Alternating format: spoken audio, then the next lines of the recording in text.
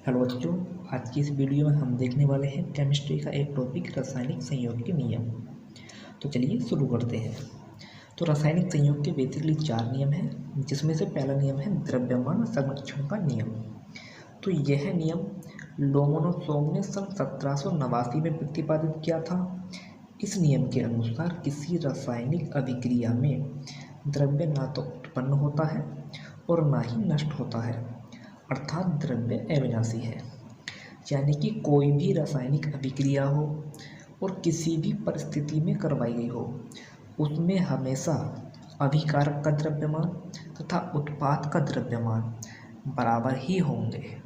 Okay, चलिए अगला नियम देखते हैं। अगला नियम है स्थिर अनुपात का नियम। तो इसका प्रतिपादन J.L. प्राउट ने सन 1767 में किया था। इसके अनुसार प्रत्येक रासायनिक यौगिक जो किसी भी विधि से प्राप्त किया गया हो, उसमें उपस्थित अवयवी तत्वों का अनुपात सदैव समान तथा निश्चित होता है। इसका मतलब ये है, जैसे कि जल एक यौगिक है। अब चाहे तुम जल को समुद्र से लेकर आओ, चाहे घर की टंकी से लेकर आओ, चाहे नदी से लेकर आओ, उसमें हमेशा हाइड्रोजन और ऑक्सीजन का द्रव्यमान का अनुपात 1:8 ही होगा। ओके, ऐसे ही CO2। अब चाहे कार्बन डाइऑक्साइड को तुम किसी कार्बन यौगिक का दहन कर बनाओ, चाहे किसी लाइब्रेरी में बनाओ, उसमें हमेशा कार्बन और ऑक्सीजन का जो अनुपात होगा वो कितना होगा। देखिए, ऑक्सीजन का परमाणु के बाहर कितना होता है, 12। इसका कितना होता है, 16। अब 16 का दूना कितना हो जाएगा, 32। तो इसका कितना आ जाएगा, ये कटकर 3:8। ओके, तो उसका जो हमेशा अनुपात होगा वो 3:8 ही होगा। राइट। चलिए अब देखते हैं तीसरा। तो तीसरा नियम है गुणित अनुपात का नियम। तो इसका प्रतिपादन जॉन डोल्टन ने सन 1803 में किया था। इसके अनुसार जब दो तत्व आपस में संयोग करके एक से अधिक यौगिक बनाते हैं, तब एक तत्व के समान द्रव्यमान से संयोग करने वाले दूसरे तत्व के द्रव्यमान में एक सरल गुणित अनुपात होता है। इसका मतलब ये है, जैसे कि हमारे पास दो तत्व कार्बन तथा ऑक्सीजन है।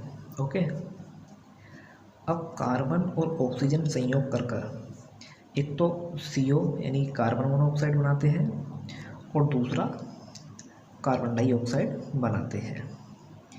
अब देखते हैं कि इसमें कार्बन एक है और इसमें भी एक है, यानी कि कार्बन की मात्रा दोनों ही अभिक्रिया में समान है, यानी कि दोनों ही यौगिक में समान है।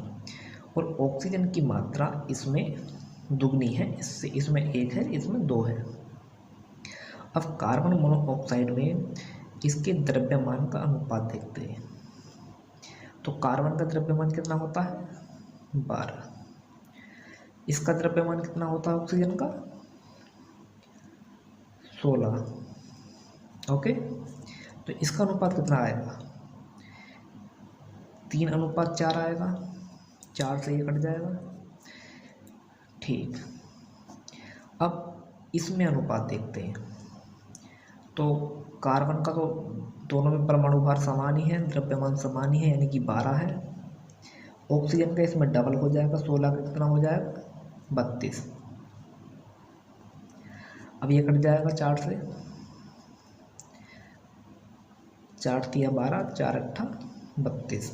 ओके, अब देखिए दोनों ही परिस्थिति में दोनों ही यौगिक में कार्बन की मात्रा समान है।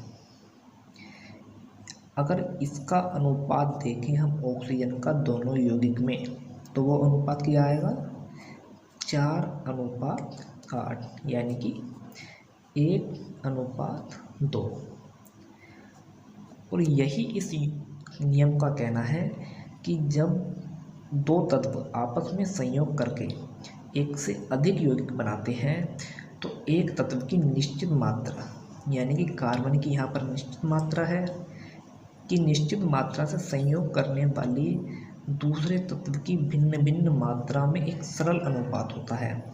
तो ये अनुपात एक सरल है, 1:2। ऐसा नहीं है कि यहाँ पर 1:5 होता। चौथा नियम है तुल्य अनुपात का नियम। तो इसका प्रतिपादन रिजिस्टर ने सन 1792 में किया था। इसके अनुसार दो तत्वों की भिन्न भिन्न मात्राएं जो किसी तीसरे तत्व की निश्चित मात्रा से संयोग करती हैं, परस्पर या तो उसी अनुपात में संयोग करती हैं या उस अनुपात की संख्या गुणक होती है। अब इसका क्या मतलब है? इसका मतलब ये है कि माना हमारे पास 3 तत्व हैं, एक ए है, एक बी है और एक सी है। यदि ए और सी संयोग करके एक यौगिक एक्स का निर्माण करते हैं और बी और सी आपस में मिलकर वाई यौगिक का निर्माण करते हैं। यदि हम सपोज करो एक्स यौगिक में ए और सी तत्व का अनुपात निकालें तो मानो कि वो अनुपात आया 3:4। ओके, ठीक। अब वाई यौगिक में यदि बी और सी का अनुपात निकालें तो वो अनुपात आया 4:6। ओके, अब क्या होगा यदि ए और प्लस आपस में संयोग करें? तो जब ए और बी आपस में संयोग कर एक ए बी उत्पाद बनाते हैं तब उसमें ए और बी तत्व का जो अनुपात होगा, द्रव्यमान का जो अनुपात होगा, वो हमेशा 4:6 ही होगा। 4:6 होगा, या तो इस संख्या का इनकी संख्या का गुणक होगा जो अनुपात होगा। ओके, चलिए इसे एग्जाम्पल से समझते हैं। चलिए, जैसे कि तत्व हाइड्रोजन है, दूसरा तत्व ऑक्सीजन है, तीसरा तत्व कार्बन है। जब ये दोनों आपस में मिलते हैं हाइड्रोजन और कार्बन, तत्व बनता है, यौगिक बनता है CH4। कार्बन और हाइड्रोजन यानी कि मीथेन गैस बनती है। तो कार्बन का द्रव्यमान कितना होता है? 12। कार्बन का यहाँ पर 1 है तो इसका हो जाएगा 12। इसका अनुपात लेंगे, हाइड्रोजन का कितना होता है? 1। इसके यहाँ पर कितने हैं? 4। तो इसका अनुपात ये हो जाएगा 4 हो जाएगा इसका परमाणु भार। ठीक, जब ऑक्सीजन और कार्बन आपस में मिलते हैं तो क्या बनता है? CO2 यानी कार्बन ऑक्साइड। ठीक, अब कार्बन डाइऑक्साइड में कार्बन का कितना अनुपात रहेगा? 12, क्योंकि इसका एक ही वो है, इसका द्रव्यमान 12 होता है कार्बन का। और ऑक्सीजन का कितना होता है? 16। और इसके यहाँ पर 2 हैं तो कितना हो जाएगा? 32। तो इसका कितना हो जाएगा? अनुपात 32। ओके, ठीक। जब हाइड्रोजन और ऑक्सीजन आपस में संयोग करते हैं तो कौन सा तत्व बनता है? जल। ओके, अब देखते हैं जल जो यौगिक है इसमें हाइड्रोजन और ऑक्सीजन का कितना अनुपात है। तो हाइड्रोजन के यहाँ पर कितने हैं? 1। और एक का कितना? 1 है, और एक का कितना होता है? 1 होता है। और यहाँ पर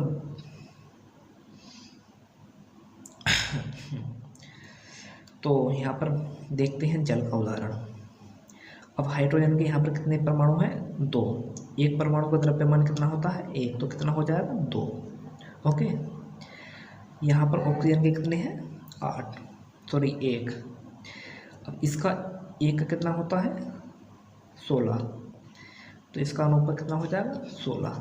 इसे काटने के बाद कितना आ जाएगा, 1:8। और ये मीथेन और कार्बन डाइऑक्साइड में हाइड्रोजन और ऑक्सीजन का जो अनुपात आएगा उसको अगर हम काटें तो वो कितना आएगा, 4:32, यानी कि 1:8।